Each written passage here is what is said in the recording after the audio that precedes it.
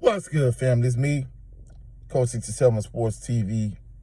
Shout out to the awesome and amazing LDBC, Lions Den Boston community. Shout out to the greatest university in the world, the Southern University, home of the mighty Jaguars. In this particular video, I'm going to give my thoughts on Southern University's 2024 signing class. And, not to beat around the bush, just to jump straight into the video, I think Coach Graves and the staff, I think they did a good job with this particular signing class. It's going to be interesting to see, like, a few years down the line, how we look back and view this particular class, but I think they did a solid job. It's a stark contrast from what Coach Dooley did last year around this time.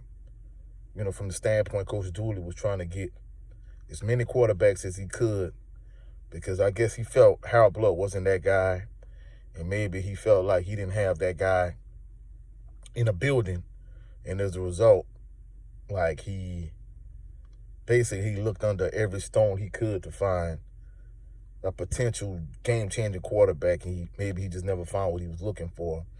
I think in this particular draft class, I think the two major points of emphasis was, bringing in as many good quality defensive backs as possible. Like he said, Southern University, a lot of their defensive backs, they ran out of eligibility. And then you have other defensive backs like Christian Davis, who left and entered the transfer portal and went to the University of Houston. Jordan Carter, he entered the 2024 NFL draft. So trying to replace those two guys, is going to be a tall order. And then in addition to that, just filling the holes in terms of, so many DBs, are no longer eligible. So in that regard, it was time for them to restock the shelves. And in addition to the offensive line play, if you look at my Southern University top 5 running backs video, if you look at some of the running backs that I have on that list, whether it's, Lindsey Scott Sr., Reverend Williams Jr., Steve Warford, LaShawn Kennedy-Peebles, whoever I talked about in that particular video that's on that list. But look at the offensive linemen they had in front of them. Like, they had very good offensive linemen. And the Southern University's offensive line as a whole, for each of those running backs, is a unit.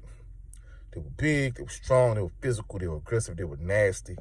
They were road graders, and they did an excellent job, like, plowing the path and leading the way for these backs to become the successful running backs that they became.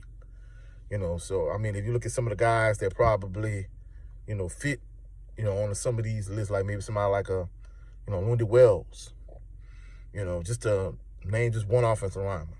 So the point I'm trying to make is, Southern University this season, even though, Garrett Quarles Jr., he had, success early in the season.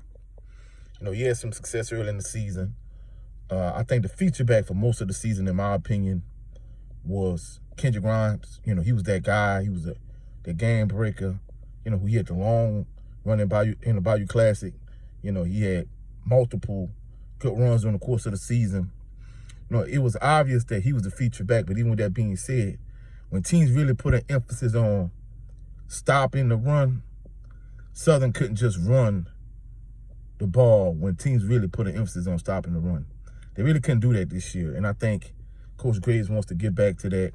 Like I said, whether it's a Lindsey Scott Sr. or whether it's a Lenard Tillery, whoever, those running backs that's on my top 5 running backs list, of course that video is available here on this channel, but the point I'm trying to make is, at those times, even though, of course, a lot of these running backs had a good quarterback and a good passing game to complement them.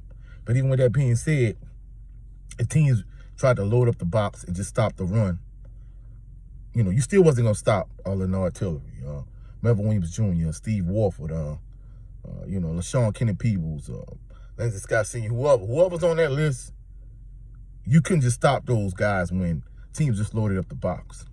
And like I said, of course, quarterbacks like Eric Randall and Trey Joseph to complement those guys with a good passing game. But even with that being said, when it was time to just line up and just pound the ball and just punch you in the mouth, they were able to do that. So it's going to be interesting to see if Coach Graves and the staff, if they found the complementary players that fit into their system where they could get back to that. If they found the offensive lineman that they could put in front of Kendrick Grimes that's going to allow him to be successful. And more than anything, I think that was the two biggest areas that they addressed.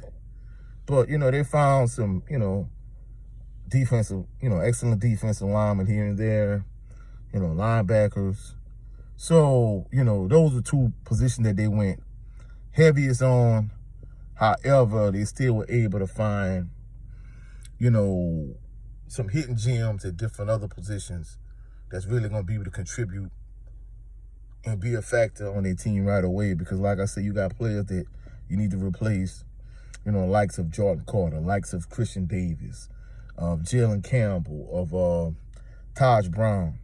So, you have to replace these players, and it's going to be imperative that, the guys that they recruited, of course, some of them, they're going to need to be groomed and developed in terms of, being all SWAC caliber players.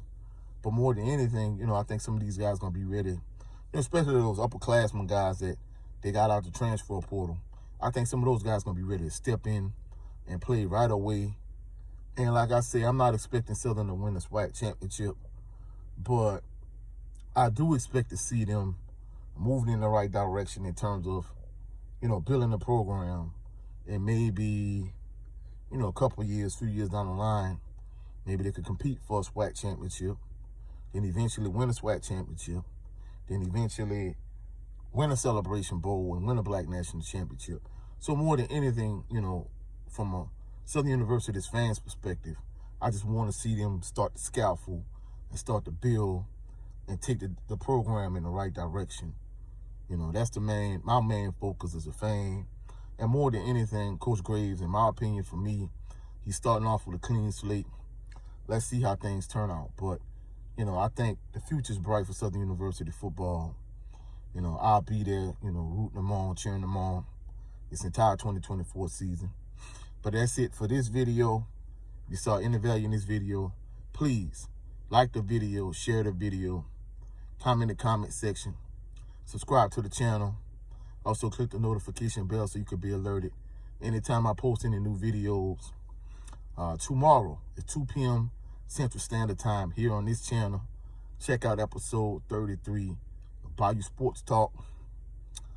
In addition to that, check myself and my brother out on his channel on Sunday night between 7 and 7:30 p.m. Central Standard Time. Southern Baller Show. We're going to talk about maybe a little bit of Southern, but more than anything, HBCU football, NFL football, just football in general, transfer portal, whatever the case may be. Also, check out my brother Brent Fox on his channel where he talks about both football and boxing. Like I said, hopefully you found value in this video. Y'all have a blessed and phenomenal evening. I'll catch y'all tomorrow. Peace and blessings.